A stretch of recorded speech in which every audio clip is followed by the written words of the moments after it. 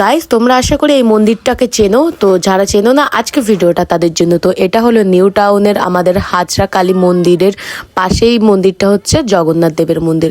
তো এখানে এখন রথ উপলক্ষে তোমরা জানোই অনেকে যে 7 দিন ধরে মেলা হবে, মানে সোজা রথ থেকে উল্টো রথ পর্যন্ত। তো সোজা রথের দিন তো আমি ভিডিও দিয়েছিলাম, তোমরা দেখেছিলে, আর আমার সেই ব্লগে তোমরা প্রচুর পরিমাণে ভালোবাসা দিয়েছো, তো তার জন্য অনেক অনেক অনেক থ্যাংক ইউ সো মাচ। তো এইদিকে আমি চলে এসেছি রথের মেলাতে, কারণ আমার কোনো ইচ্ছাই ছিল না, বাট আমার মাসিরা এসেছিল ঘুরতে, তো আমাকে ফোন করেছিল যে আমরা এসছি তুই চলে আয়। তো আমার বাড়ির কাছেই যেহেতু, তো আমিও না থাকতে পেরে আমি চলে গেছিলাম মেলাতে। আর গাইস মেলাতে গিয়েই দেখো আমি এখানে চুড়ির দোকানে চুড়ি দেখছি, কারণ না শ্রাবণ মাস যেহেতু, আর শ্রাবণ মাসে সবুজ চুড়ি তো সব মেয়েদেরই একটা ড্রিম। আমার যেহেতু ড্রিম, মানে আমার দুয়ার কেউ নেই, তো আমি নিজে নিজেই কেনার চেষ্টা করছিলাম।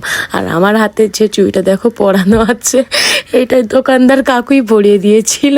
আমি কাকুর কাছ থেকে যখন চুড়িটা পরছি, আর আমি নিজেই কাকুকে বলছি যে কাকু আমার তো কেউ নেই, তা তুমি হচ্ছে আমার বয়ফ্রেন্ড, তো তুমি যেহেতু আমাকে চুড়িটা পরে দিয়েছো, তুমি হচ্ছে আমার ভালোবাসার মানুষ। তারপর সবুজ চুড়ির দোকান থেকে সবুজ চুড়ি কিনে নেওয়ার পরে আমরা চলে গেছিলাম এদিকে মেলা ঘুরতে। আর তোমরা দেখতেই পাচ্ছ যে মেলাতে এখন লোকজন নেই, কারণ এখন যেহেতু বিকেল বেলা তাই জন্য লোক নেই। কিন্তু ভাই যে কদিন মেলা হয় সন্ধে হতে না হতে প্রচুর পরিমাণে ভিড় হয়, প্রচুর লোক হয়।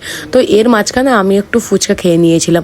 আর একটা কথা তোমাদেরকে বলা হয়নি, রথের মেলার দিন আমি যে ভিডিওটা দিয়েছিলাম, আর ভিডিওতে বলেছিলাম যে আমাদের গুরুদশা চলছে, মানে আমার একটা দাদু মারা গেছে, তো সেই কারণে আমরা রথ টানতে পারিনি। তো সেই কারণে আমাদের বাড়িতে ভেজও হচ্ছিল, বাট তো আমি মেলাতে গিয়ে রোল খেয়েছিলাম। তো অনেকেই আমাকে বলেছো যে তুই রোল খেয়েছিস, ভেজ না খেয়ে নন ভেজ খেয়েছিস। তো তাদেরকেই বলি যে ওটা পনির রোল ছিল, ওটা হতেই পারে মেলার রোল, বাট ওটা পনির রোল ছিল আর ওটা ভেজ ছিল। তো তারপর এখানে আমাদের টুনি, মানে আমার মাসির ছেলে, ও আইসক্রিম খাচ্ছিল, আমি বারবার পেছনে লাগছিলাম। তো তারপরে মেলা টেলা ঘুরে নেওয়ার পরে দেখো এদিকে প্রায় সন্ধে হতে যায়। তারপর আমার মাসি বলছিল যে মোমো খাবো, তো সেই কারণে আমরা মোমোর দোকানে চলে গেছিলাম। আর তার আগে একটা কথা বলি, আমার মাসির হাতে যে টাকাটা দেখছো, এই টাকাটা আমার মাসি পেয়েছে রাস্তাতে, মানে ওই রাস্তাতে যেতে যেতে ওই টাকাটা প্রথমে আমার পায়ের তলায় পড়েছিল, আমি টাকাটাকে লাথি মেরে দিয়েছি, তারপর দেখে আমার মাসি আমাকে সরিয়ে দিয়ে আর ও টাকাটা তুলে নিয়েছে। তো তারপরে আমরা চলে গেছিলাম মোমো খেতে।